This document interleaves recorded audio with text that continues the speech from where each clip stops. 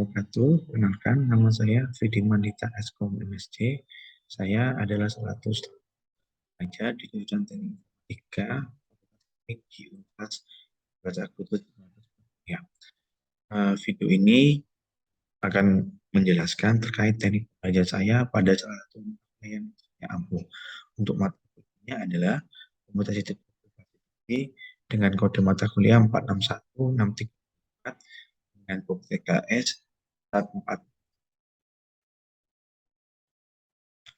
Untuk tahap pembelajaran mata kuliah ini ada 3 tahap pembelajaran. Yang pertama, menganalisa berbagai konsep dasar dan bervariasi yang sesuai dengan problem yang dihadapi dengan menginternalisasikan semangat lulusan.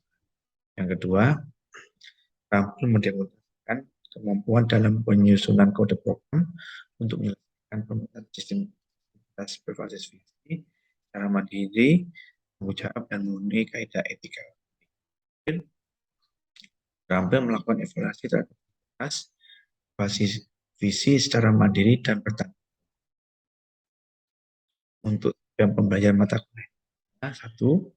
Meringkas penting gambar dan objek pada AI dan menunjukkan beberapa aplikasi signifikan dari teknologi ini.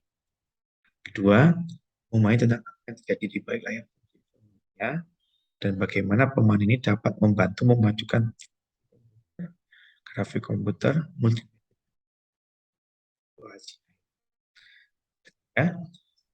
Pembentukan citra dan menyebutkan setidaknya 2 contoh transformasi sumber data dari satu domain sensorik ke domain citra 2D. Menjelaskan dan mengimplementasikan pengolahan citra sebagai proses dari sistem komputasi ini, baik pada domain spasial maupun domain visual.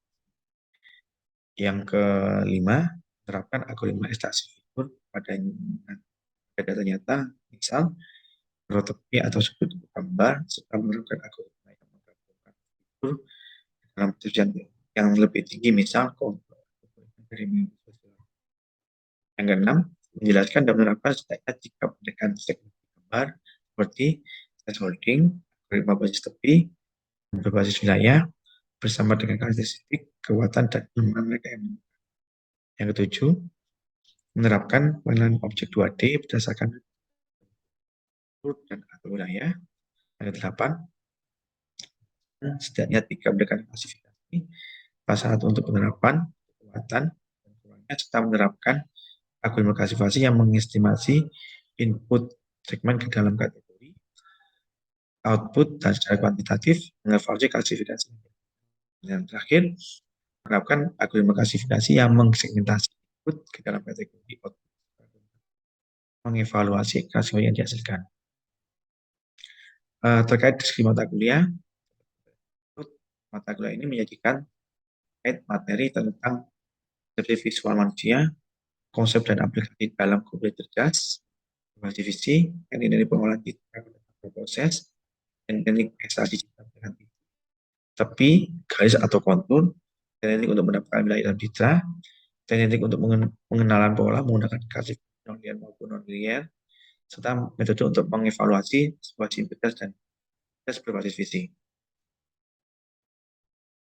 Terkait topik pembahasan, ada beberapa topik pembahasan yang akan kita tempuh dalam satu ini, mulai dari pengantar, dilanjutkan ke proses visual, dilanjutkan ke pembentukan citra digital, dasar citra digital, image processing proses MATLAB, enhancement 1, pengolahan titik, enhancement 2, pengolahan histogram, enhancement 3, mask processing atau smoothing, enhancement 3, mask processing atau softening, citra, mask reduction, video extraction, video imaging using MATLAB, thresholding dengan menggunakan MATLAB, region segmentation, clustering, region segmentation, region base and graph base, warna, tekstur, klasifikasi citra dengan back of visual wood, klasifikasi citra dengan KNN, klasifikasi citra dengan perceptron dan linear classifier, klasifikasi citra dengan neural network, klasifikasi citra dengan SVM, klasifikasi citra dengan optimus SVM, klasifikasi citra dengan CNN, klasifikasi citra dengan predictive NN, evaluasi performance, dan terakhir aplikasi. Terkait bobot nilai tes, ada beberapa tugas, tulis, praktek, dan demo yang terkait dengan mata kuliah ini. Sebagai diketahui, mata kuliah ini ada pembelajaran saya berikan, tetapi ada mandiri atau tugas kelompok. Nah, seperti yang saya jabarkan berikut. Untuk yang pertama, untuk tes tulisnya, tes tulis 1 ada 5%, untuk pengumuman 2, tes tulis 2 dan tugas sebesar 5%, untuk penanti ke 4, tes tulis 3 dan 4 tes 1, masing-masing 5%, untuk tes tulis 4 dan praktik 25% pada pertemuan 56, untuk pertemuan 7 tes tulis 5%, untuk praktek 3 5%, evaluasi tengah semester atau ITS 15%, di mana ini kalian akan membuat suatu proyek yang di mana untuk ITS-nya ada semacam demo progress atau lapangan progress.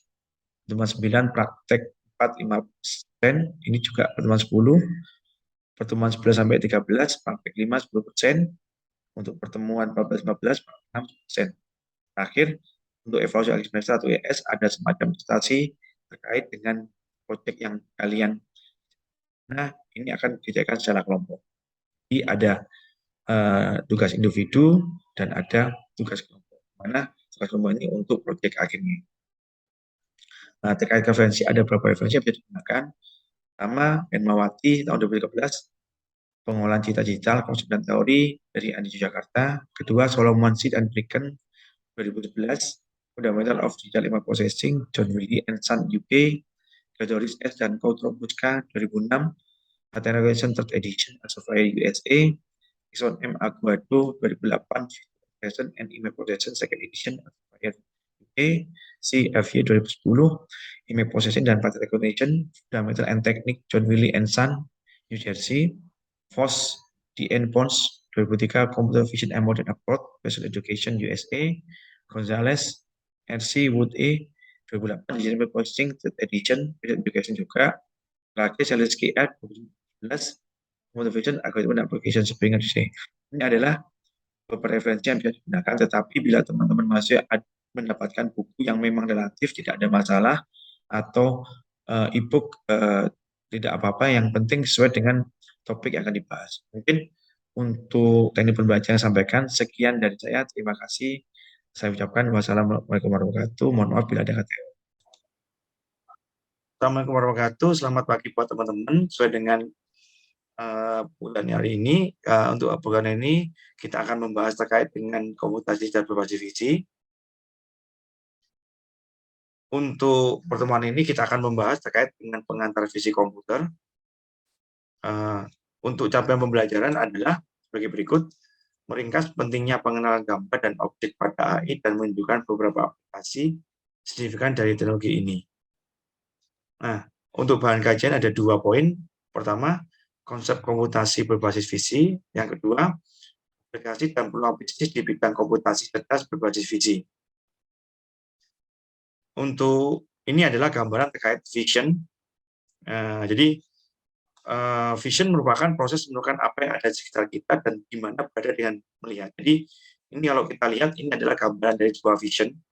Jadi, kalau saya gambarkan, ini adalah skin, ada mata, ini adalah image acquisition, ada image dari ini, ada otak, ada interpretation, dan ada perception. Nah, ini adalah contoh dari sebuah mata kita memandang dengan kucing. Nah, ini bisa dilihat bahwa kucing karena ada cahaya yang hal ini adalah dilihat oleh mata kita, direkam, akhirnya terbentuk suatu objek. Dan kalau ini tidak ada cahaya, kita tidak bisa membedakan. Karena dengan adanya cahaya, ada refleksi yang bisa membedakan apakah itu kucing, apakah itu bukan kucing.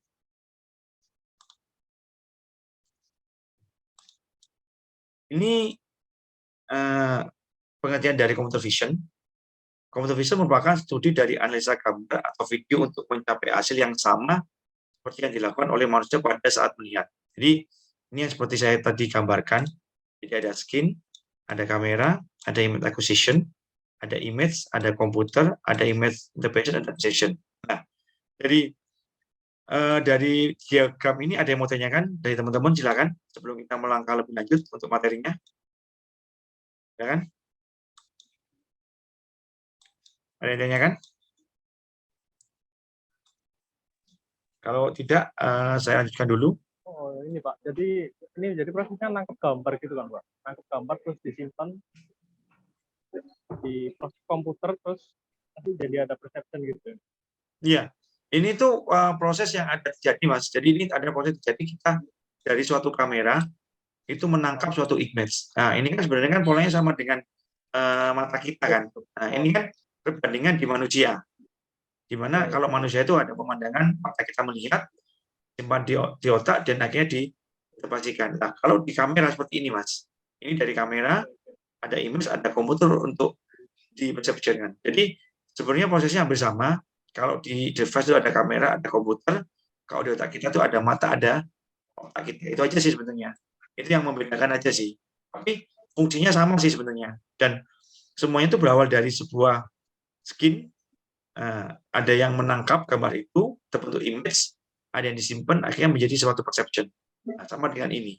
Jadi sebenarnya ini yang terjadi pada saat sebuah kamera menangkap image sama dengan mata kita. Itu sih. Jadi ini cuma perbandingan gimana sebuah vision itu terbentuk. Ini kalau ini kan vision, kalau ini computer vision. Karena ini ada kata-kata komputer. Itu kira-kira Dimas. Ada yang mau tanyakan lagi? Jelas? Kalau tidak saya lanjutkan. Nah, ini adalah contoh dalam kita melihat sebuah computer vision. Jadi ini kalau kita lihat, kira-kira kan apa sih gambar ini? Ini pasti akan ada banyak persepsi ya. Jadi mungkin persepsi pertama, gajah itu mungkin mau makan manusia. Gambar kedua, manusia bermain dengan gajah. Sebenarnya ini kan tergantung dari sudut pandang kita melihat. Karena kita nggak melihat skin yang lengkap, mungkin persepsinya berbeda. Tapi kalau kita melihat suatu skin lengkap, ini akan menjadi tahu, oh maksud dari gambar ini apa sih? Nah itu sih, itu yang dikatakan tadi. Karena apa yang kita tangkap itu adalah apa yang kita lihat. Makanya kadang-kadang mata kita itu kan tidak bagus banget ya. Karena kalau kita lihat warna, mata kita itu cuma bisa menangkap sekitar 6 juta sampai 7 juta warna. Padahal warna itu ada 16 juta warna. Berarti kalau kita lihat, ini sebenarnya mata kita itu tidak terlalu bagus dalam menangkap suatu image. Apalagi kalau tidak ada suatu cahaya, itu kan susah. Gambar, misalnya gini, saat mati lampu, kita kan nggak bisa melihat. Apa yang kita pegang itu kan menjadi kesimpulan kita, ya seperti itu lah. Sama dengan ini kalau dipersepsikan akan berbeda sekali gitu loh. Karena tergantung dari sudut pandang kita melihat seperti apa. Seperti itu kira-kira. Ya.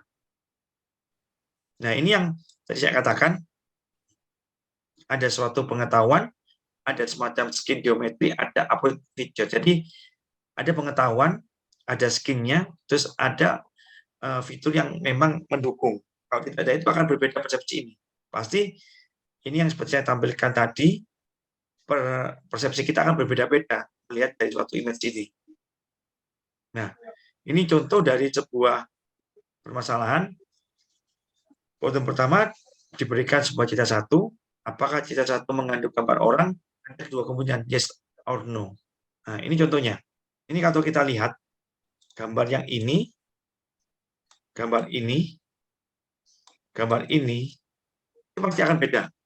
Kalau saya tanyakan ke teman-teman, antara gambar ini, itu pasti beda. Apa dengan ini? Beda. Ini juga beda. Ya kan? Saat kita memandang dari jarak dekat, sama jarak jauh beda. Nah, contoh ini. Ini kira-kira apa gambarnya? Yang ini. Yang ini. Yang gambar kedua ini apa kira-kira? Apa ini? Ada yang punya ide nggak? Main bola. Ada yang main bola. Ada yang pelanggar pemain, Pak. Pelanggar pemain. Terus ada yang men-tackle. Ya, memang nggak salah semua. Karena ini kan skinnya kan. Skin ini kan sebenarnya karena dipotong. Jadi kita persepsinya beda-beda. Tapi saat kita melihat keseluruhan kita tahu. Sama dengan ini. Ini kan orang pikirnya kan, oh orang ini mobilnya terbakar. Padahal mungkin orang ini sedang berjalan pada saat ada kebakaran mobil. Nah, itu nggak salah. Sama dengan ini sih. Saat kita melihat ini, mungkin ada yang bilang pelanggaran. Ada yang bilang merebut bola. Ada yang bilang tackle. Ya nggak salah sih. Karena skinnya tadi. Nah, ini sama dengan yang ini. Nah, ini juga beda-beda. Ya kan? Kalau kita lihat, nah ini ada yang beda-beda ini. Ini ada, ini mungkin kalau yang ini mungkin konsepsinya ini mungkin terjepit di batu pohon, mungkin saja dia melarikan diri, kita nggak tahu. Dengan ini, nah, itu yang dikatakan tadi ada kalau kita kembalikan ke slide berikut sebelumnya, ini ada knowledge, ada skin geometry. Ini yang membuat apa yang kita rekam itu akan berbeda persepsinya dari setiap orang itu. Nah, ini langkah penyelesaian dalam suatu computer vision, ada step by step-nya. Jadi, sebentar, ini adalah proses awal, kita praproses, terus kita segmentasi, kita ekstraksi fitur, sampai menghasilkan yes no-nya. Nah, ini kan ada beberapa data yang kita olah. Gimana kita proses, segmentasi, kita ekstraksi. Nah, ini ada beberapa contoh-contoh aplikasi yang dari sebuah computer vision. Nah, kebetulan di sini contohnya adalah untuk recognition. Kita bisa putarkan dulu videonya.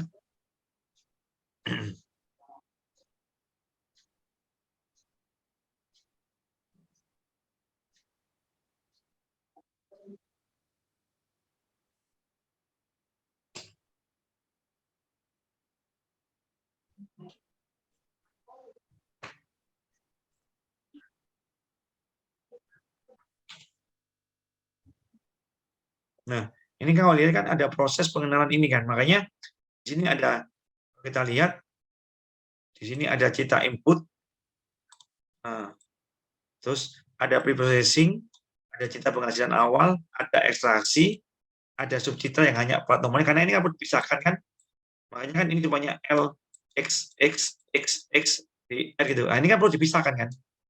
Nah, makanya kenapa sekarang nanti perpanjangan motor atau pembelian motor baru itu kan gantinya background-nya putih, itunya hitam, itu kan lebih mudah. Kan ada di sini, Mas. Ini loh. Kita belajar plat motor, segmentasi, akhirnya kenal karakter sampai karakter plat motor. Itu fase-fasenya dari ini. Ini dikatakan tadi OCR. Nah, sebenarnya OCR nggak hanya plat nomor, dari tulisan itu juga bisa yang dalam bentuk karakter, terus kita transformasi itu juga bisa. Nah, kebetulan sini contohnya untuk plat nomor. Nah, ini untuk pengenalan max, untuk pengenalan wajah. Nah, ini kan sebetulnya pengenalan wajah.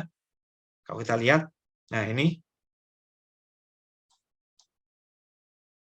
Nah, ini kan poinnya kan di sini dengan adanya max atau max itu kan kita bisa mengenali kan, Mas. Nah, ini kan berfungsinya pada saat kita melihat di ini di susunan banyak atau pada saat ada semacam absensi saat dia menggunakan masker atau tidak itu sudah deteksi lah. Fungsinya sama sebenarnya, proses input, ada pengenalan wajah, ada processing, ada classifier, ada output. Nah, data yang dari sini ini akan diolah di sini. Nah, kalau tidak ada itu kita tidak bisa mengklasifikasikan apakah menggunakan masker atau tidak. Nah, ini kebetulan salah satunya juga untuk pengenalan masker. Nah, ini yang untuk presensi. Nah, kebetulan ini pakai gesture recognition. Nah, dia mengambil beberapa gerakan tubuh, tapi juga bisa mengambil dari wajah. Nah, sebenarnya kan kita bisa bikin, ya ini loh, ini area pengenalannya. Nah, ini juga wajahnya. Nah, ini bisa dikembangkan tergantung dari apa yang mau kita tangkap. Nah, ini salah satunya. Nah, ini kan ada area untuk ini kan, ada area untuk ini ya, tangannya kan, untuk pengenalannya. Nah, ada posisi yang ditrain untuk mendapatkan seperti apa gitu, untuk pengenalan kehadirannya. Nah, ini yang satu produk hasil DBBT untuk COVID.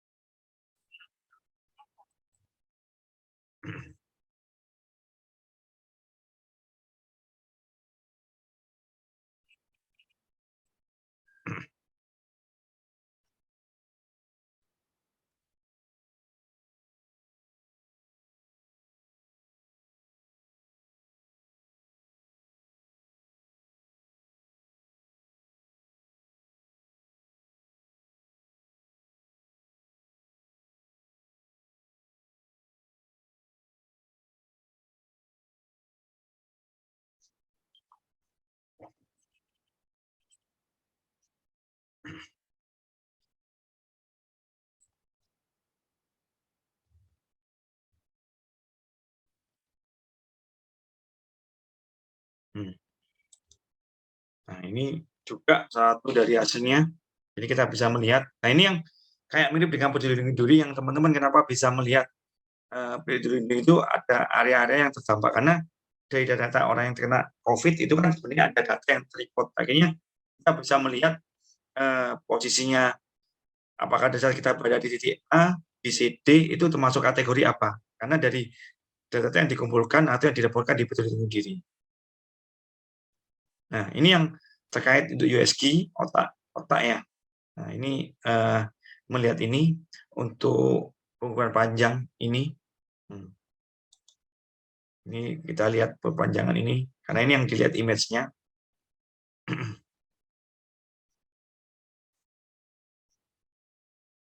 Ini kita lihat dari ini ada gambarnya. Nah, ini kembangkan. Nah, ini contoh-contoh yang sudah ada untuk penelitian-penelitian terkait ini. Ya.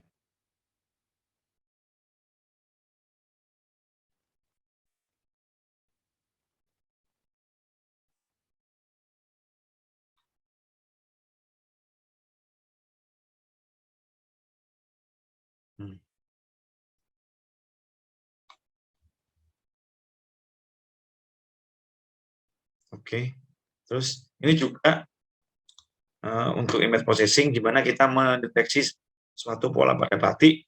Jadi dari data yang sudah ada, kita coba training, kita kasih-kasihkan, nanti kesalahan kelihatan kesalahan di mana untuk suatu pola batik itu.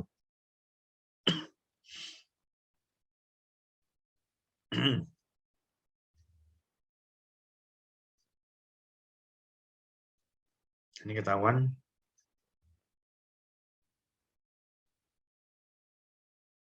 Ini kebetulan untuk CPR, Simple Content Based Image Retrieval. Nah, satu kasusnya untuk ini.